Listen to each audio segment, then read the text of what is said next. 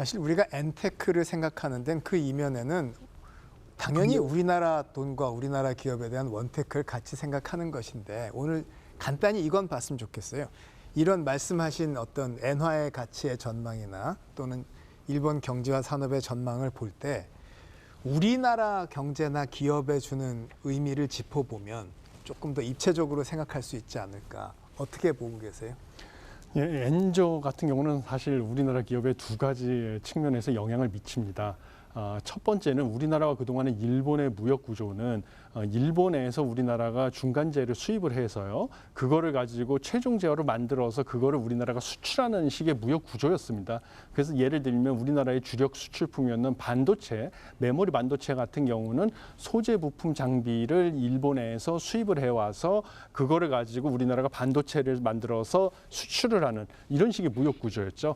그래서 만약에 엔저 현상이 되면 그런 경우에는 일본에서 수입을 하는 반도체 소재 부품 장비의 원화 표시 가격은 싸져가지고요. 그거를 우리가 메모리 반도체로 만들어서 수출을 할 때 메모리 반도체를 더 싸게 수출을 할 수 있거나 아니면 메모리 반도체를 같은 가격에 수출을 해도 더 많은 이윤을 얻을 수 있는 장점이 있었습니다. 그래서 이런 것은 하나의 좋은 점이긴 한데요. 반면에 미국 시장에서 우리나라가 일본과 같이 경쟁을 해야 되는 데는 또 나쁜 점이 있습니다. 왜냐하면 우리나라와 일본이 미국 시장에서 판매하는 제품이 상당히 많이 중복이 된다는 문제점이 있습니다. 일례로 무역협회에서 낸 보고서에 따르면요. 2021년 기준으로요. 미국의 수입 시장에서 한국과 일본 간의 수출 경합도라는 그런 지표가 있습니다.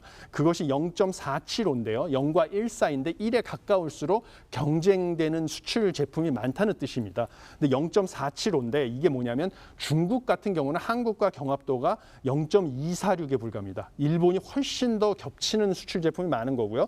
대만은 373, 그다음에 뭐 베트남은 0.189라서 일본만큼 한국과 미국 내 시장에서 동일한 제품으로 경쟁하는 나라가 없다는 상황입니다.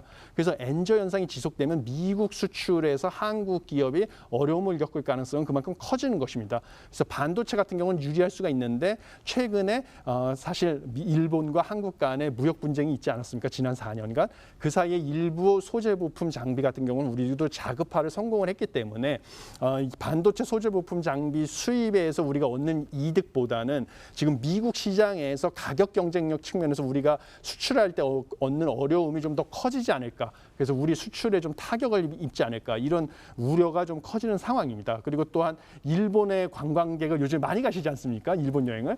그러면 여기서 우리나라 관광 수지의 적자가 또 커지면 이것이 서비스 수지 적자로 연결되면서 경상 수지도 또 낮추는 이런 악영향이 있다. 이렇게 보고 있습니다. 일본을 가려는 여행객들로 공항이 북적입니다. 이제 환율까지 낮으니까 뭐 먹는 것만 해도 훨씬 더 이제 우리나라보다 더 저렴하게 먹을 수 있다는 그런 기분으로 가는 거죠. 아무래도 엔화가 더 싸지니까 이때 좀 가야겠다. 다른 때보다는 환율이 더 이제 올라가기 전에 가야겠다는 생각을 많이 했던 것 같아요.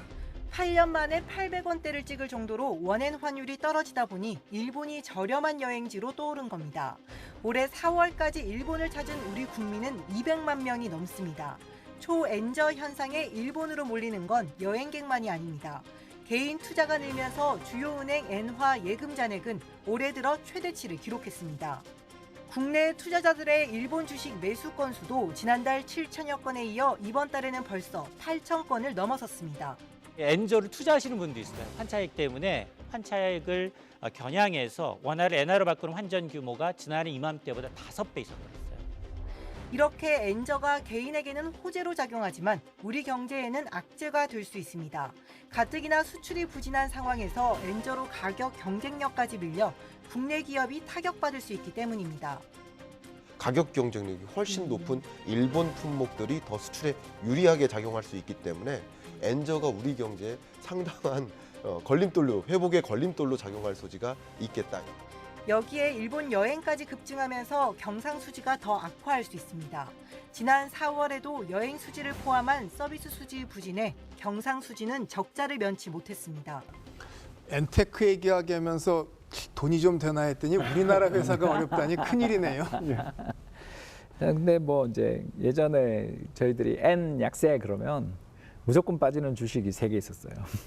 가장 첫 번째가 방금 이야기하셨던 자동차. 그리고 이제 두 번째가 뭐가 빠졌냐면 조선이 빠졌고요. 아, 그건 이제 우리나라로 다 왔으니까. 우리나라 세 번째가 기계 장비였는데 이번에 주가 보니까 사실 자동차는 좀 빠지더라고요.